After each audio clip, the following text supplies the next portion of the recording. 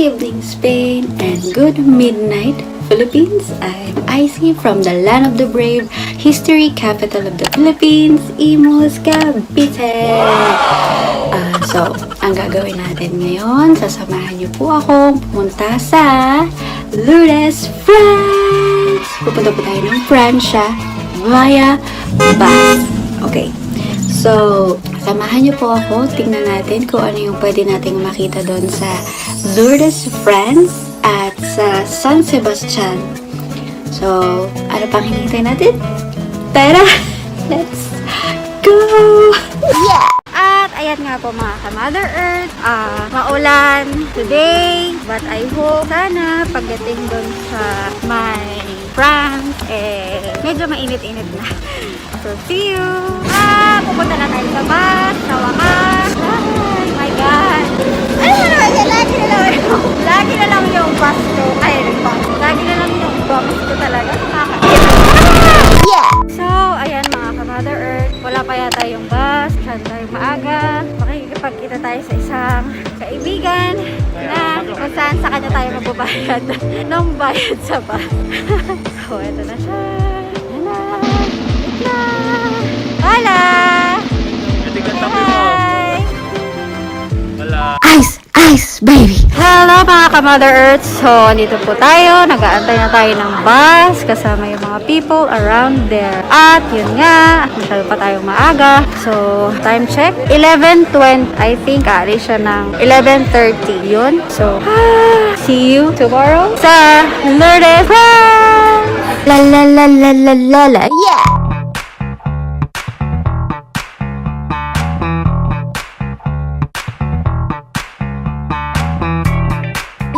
So, ayan mga ka-Mother, see you sa Lourdes, France within 7 hours. May nakilala ako na isang vlogger din from sa Pilipinas po dito. Ayan! Ay, hello po. Mexican Manusperos nga po pala. At kung gusto nyo mag-subscribe sa channel ni ate, mag-subscribe kayo. Free lang naman. Wala namang bayad. Di naman kayo sisingilin yan. So, ayan, mag-subscribe din po kayo sa akin. Dito lang po kami na kakilala. Ngayon lang. So, it's a Traveler din siya at vlogger. So, It's a pleasure. yun, pwede na lang. Meron tayong mga kasama sa ating pag-travel. See you within 7 hours or more or less. Eventually. Ayun na nga mga ka-Mother Earth. So, nag-stop over muna tayo somewhere dito sa may, hindi ko alam, baka Basque Country siya. So, yan. Stop over muna because 7 hours ang biyahe. Yun. So, hopefully, makapunta na kagad tayo. Meanwhile.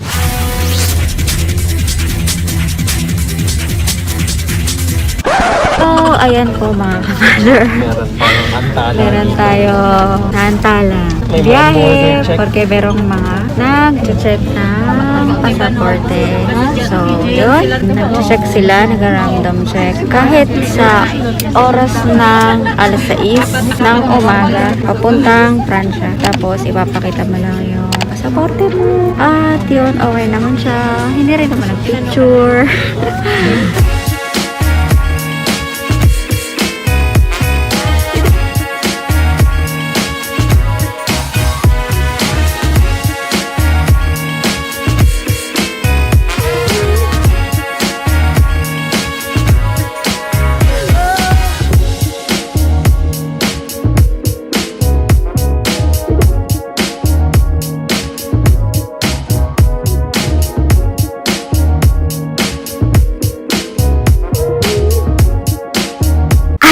Ice, baby!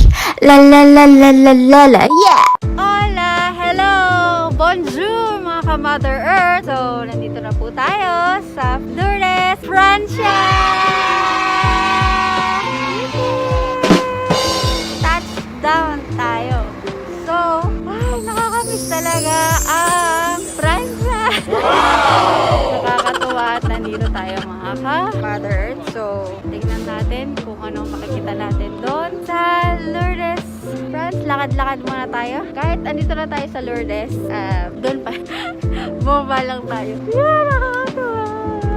Yeah! Mga ka-Mother Earth. So, nandito po tayo sa bilihan ng mga souvenir ng Lourdes, France. At pupunta tayo doon sa church ng Our Lourdes Cathedral sa mga Roman Catholics. Kahit na, although hindi po tayo Roman Catholics, syempre of course, INC po ako. Gusto ko lang pong makita yung mga, yun nga sa sinabi ko, tourist spot ng mga kada bansa. Although, kahit Catholic man yan, or kahit anong religion, syempre, gusto ko lang na ma-experience. Hindi naman ma-experience kumamba. Yung ma-experience kung makita yung mga bagay-bagay dito. So, ito lang muna yung bukas for now kasi maaga pa. The time check now is 8 o'clock. So, yun. Check it out natin yung mga souvenir. Bumili tayo na. Thank you. Okay, gracias. Merci. Yan, bumili tayo ng souvenir. Para meron tayo souvenir dito. Adios! Merci! Yeah! At ayan mga ka-mothers, nandito na po tayo sa Lourdes, France, our cathedral, our Lourdes of Cathedral. Hi! So yan, ang ganda po ng church nila dito, yung mga Roman Catholics dyan. Yun, bistahin yung inyong magandang church dito sa Francia. And then, some informations lang na nakuha ko from this church.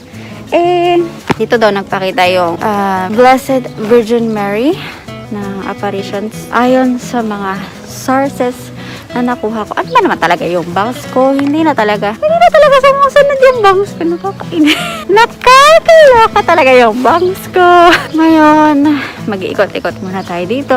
Pakita ko sa inyo yung mga views. And then later, doon tayo sa San Sebastian Basque Country. Yeah! So, yan mga ka-Mother Earth. Diba usually sa mga Catholics, yung pag meron sila mga gustong ipagdasal, ayan. Pag meron sila mga gustong ipagdasal or something, yun, yung nagtitirik sila ng kandila. So, dito, sa France, yun nga. Bago ka makapagtirik ng kandila, kailangan meron kang ATM or credit card. Kasi, ayan yun, may halaga siya, may 3 euro, 10 euro, and the others 6 and 10. At nakakatuwa lang kasi nakikita ko yung mga ganitong bagay. Lagi na lang ako natutuwa. Itong bagay na experience ko. At syempre gusto ko nang ipakita at i-share sa inyo na may mga ganitong bagay.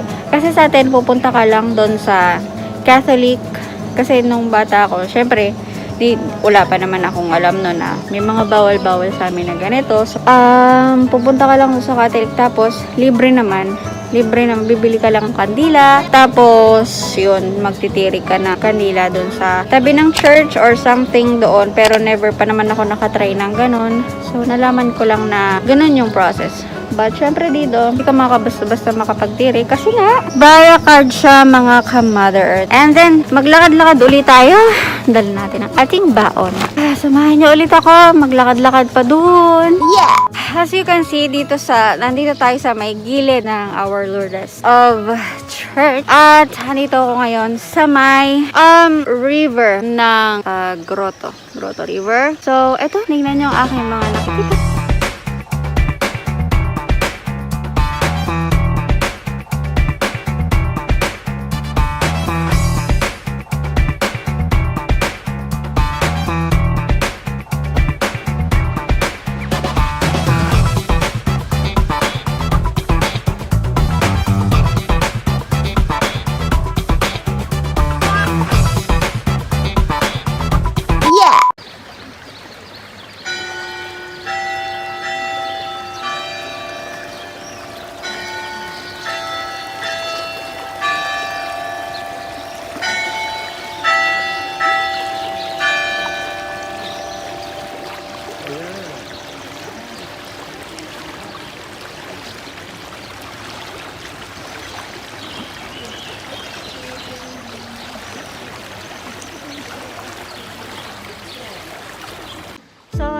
Ka-Mother Earth, ang sarap pakinggan nung tunog nung daloy ng tubig.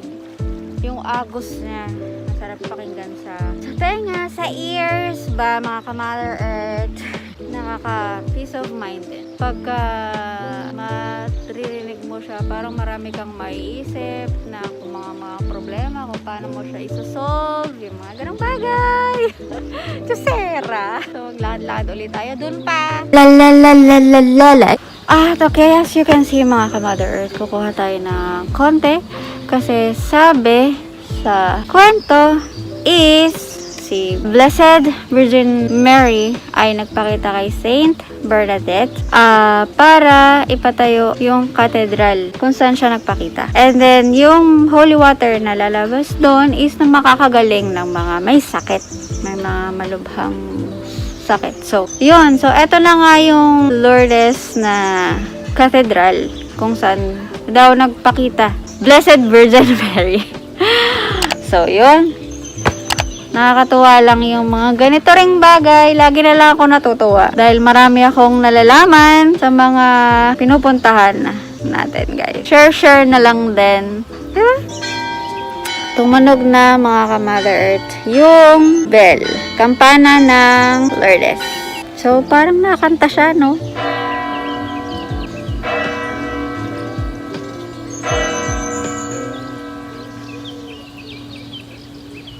Wow, amazing.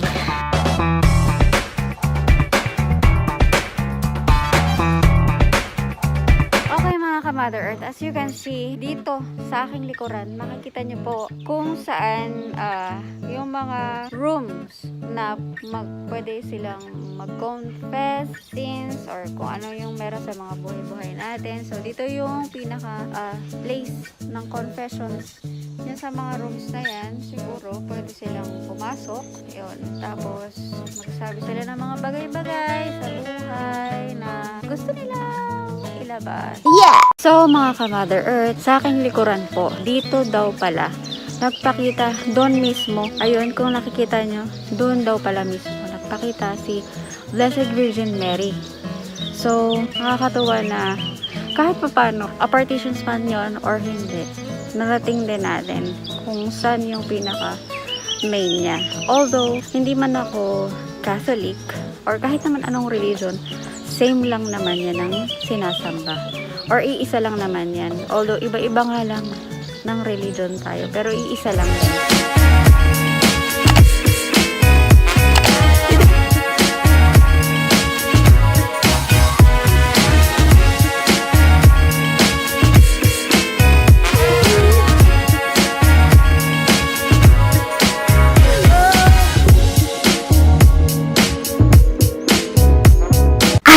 Ice, baby!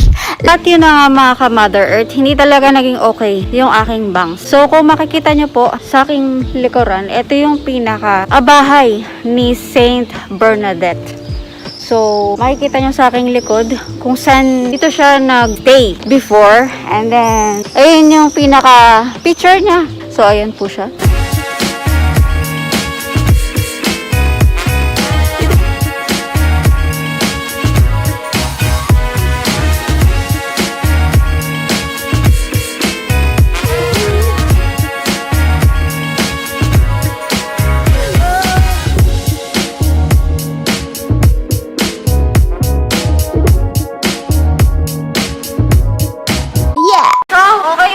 Mother Earth, nalibot natin within a little hours of yung pag-iikot dito sa Lourdes branch. So, next destination natin is sa San Sebastian. And yun, I am so happy na kahit papano, sa maliit na oras, nakarating tayo dito at nalibot natin.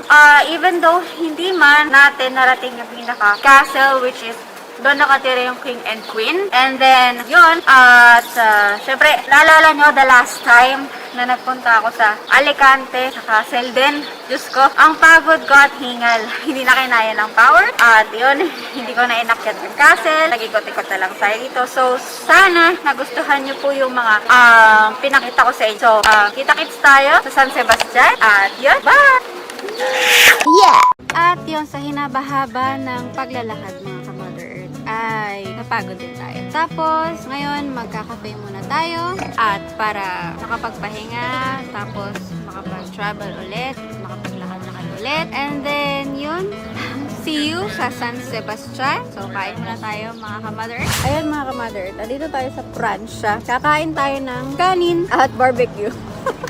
Umorder lang ako ng coffee. Siyempre, nagugutom tayo, traveler nga eh, diba? yung isang tinapay, croissant, 20! Sa aking pagkakarinig, it's 20 euro. Oh my God. Diyos ko. Sa Spain, dos lang yun. Nakakaloka. Dos lang o piso lang tayo. Diyos me. Siyempre, magbabao na lang tayo. Ship traveler tayo. Pangmasa lang po ang ating paglalakad at ang paggagala. My goodness. So, yun. Ubusin muna natin to, mga ka-Mother Earth. Okay?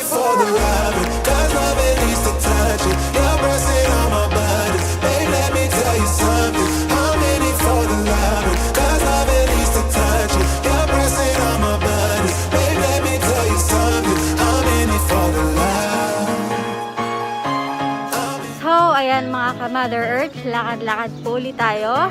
And then yun. At napakaganda talaga dito sa France. I hope someday na sana lang, syempre hindi naman masamang magsana, sana makapag-settle kami dito. Kasi ito yung gusto kong place para sa mga bata at sa family ko. Pero of course, syempre, medyo mahal. Mahal talaga yung cost of living dito kasi nag-start yung rooms dito. Kumbaga yung bahay ng renta is 500. Yun na yung pinaka minimum cost of living in the pagdating pa lang sa pagrerenta sa bahay. Tapos yung mga pagkain nila, syempre foods, yung mga basic needs na syempre ng isang tao. Tsaka yung mga education ng mga bata. So syempre kailangan natin ding isipin yun. Pero of course, syempre doon na ako naging komportable sa Spain kasi doon talaga more on yung government ng Spain is really helpful. Kahit dumami pa yung anak mo, meron silang suporta na meron kang suporta na makukuha galing sa kanila. And then yung about sa health insurance, maganda rin sa Spain. So, pero kung iisipin mo, masarap tumira dito sa Paris. Masarap talaga. Kasi yung pa lang niya, yung vibes at saka yung ambience niya, nakaka-peace of mind talaga kahit saan ka tumingin dito, everywhere. As in. So, yun, I hope na someday, ganun na nga. And then, yun nga lang, kanina, meron akong nakita na mga namamalimos sa daan. I mean, hindi naman sa daan. Doon siya nakaupo. So, hinuli siya ng pulis kasi bawal mamalimos sa public places. Katulad doon sa may Lourdes Church. Kasi doon siya sa may unahan. So, bawal. So, hinuli siya ng pulis na sinita siya. Bawal doon. So, ayun pa. So, yun. And I hope someday, lahat tayo maka-experience ng ganito. Mga ka-Mother Earth. Hindi lang ako. I just want to share it with you guys. Okay. So, maglalakad-lakad ulit tayo. Hanap tayo ng magandang masasample ng magiging sample ng picture or photograph. So, yun. See you ulit dun sa bus papuntang San Sebastian, Basque Country. La la la la la la la. Hola! As you can see mga ka-Mother Earth, etong train na to is cost of 8 euros. Hindi naman siya mahal, hindi rin naman siya masyadong mababa. Sakto lang naman kasi may ikot mo na yung Lourdes France. Yung Lourdes France kasi, hindi ko alam kung pang ilang spots siya sa tourist spots. Pero of course, pag sinabi mong Paris, France is Eiffel Tower na yan, yung number 1 niya talaga. Itong Lourdes, tourist spots siya talaga, pero for mga Roman Catholic. So, syempre, although iba ang ating religion, syempre, respeto rin para sa kanila. Hindi man porket na hindi ako Roman Catholic, iwas na ako sa mga ganong bagay. Of course, syempre, experience na rin natin yan na makita kung anong meron doon sa mga ganong styles ng beliefs nila. So, yun. Medyo maalog tayo. Maalog tayo, mga ka-Mother. Nakakatuwa dito. So, ayan. Hindi siya masyadong kita kasi more on condos and building siya. Pero kung tutuusin, kung makikita mo siya within wider vision, is very amazing place. Like, syempre, of course, like other places. Yeah! another information about here is, yun nga, shoutout sa aking napaka-poging-poging hantot. At sa aking tatlong Marias, hindi ko sila makontak because kailangan ko pala mag-load ng extra load for roaming. Kasi yung sa akin is internet lang. Internet siya for 1 month, which is 7 GB. So, kailangan pala na may extra load ka para siya ma-roam. Since, syempre, nasa France tayo at yung ating SIM card is galing sa Spain, which is Levara. So, kailangan mag-load ka ng extra load para siya ma-roaming. So, wala akong extra load. So, hindi ko sila matawagan ngayon. So, I'm sorry kasi kasi before, nung pumunta ako ng Paris, nagamit ko siya for roaming, nakatawag ako, nakapag-live ako. But ngayon, nakalimutan ko na kailangan palang magkaroon ng extra load para i-roam yung aking SIM card. So, yun. I'm sorry, but of course, shout out sa aking kay mami at dad. So, I hope na pag napanood nyo to, medyo makita nyo yung mga background dito and syempre, maging happy kayo. Kasi, of course, number 1 fan ko ang aking Mother Earth na si Mami Lau. So, I love you, Ma. I love you, Dad. And I love you, mga anak. And of course, si Kantotski na nasa Taiwan.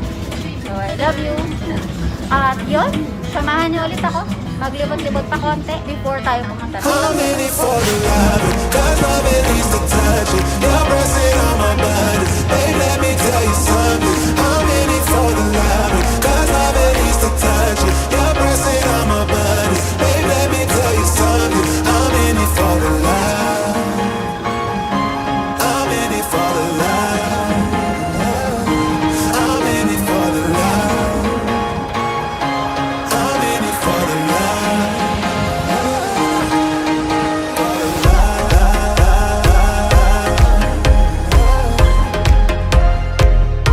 I'm in it for the love.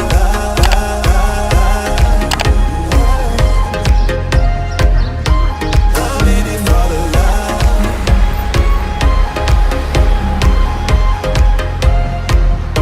So, andito po tayo ngayon sa may castle. Castle naman ng France na kung saan nakatira doon yung King and Queen of France. But, syempre, hindi na natin siya pupuntahan sa taas, mga ka-Mother Earth. Kasi, syempre, natatandaan nyo the last time na sobrang pagod ko doon sa pag-hiking ko. Pupunta doon sa castle ng Alicante. So, dito lang tayo sa mga gilid-gilid. Ice, ice, baby. La la la la la la la. Yeah. 6.5 hours later. At sa wakas nandito na rin tayo sa bahay. So, mga ka-Mother Earth, pasensya na hindi tayo nakadaan na sa San Sebastian na sinasabi ko sa Basque Country kasi hindi na kinaya ng oras ng travel ng bus. So, hopefully, sa susunod, makasama ko ulit kayo sa aking paggagala-gala. Nood-nood ulit kayo dyan. At yun, sana may natutunan din kayo sa pag-vlog ko. At yun, kahit pa paano may natutunan din ako for today. So, salamat ulit sa pagsama sa akin. Don't forget to like, subscribe, and click the notification bell. At yun, salamat sa suporta. Bye!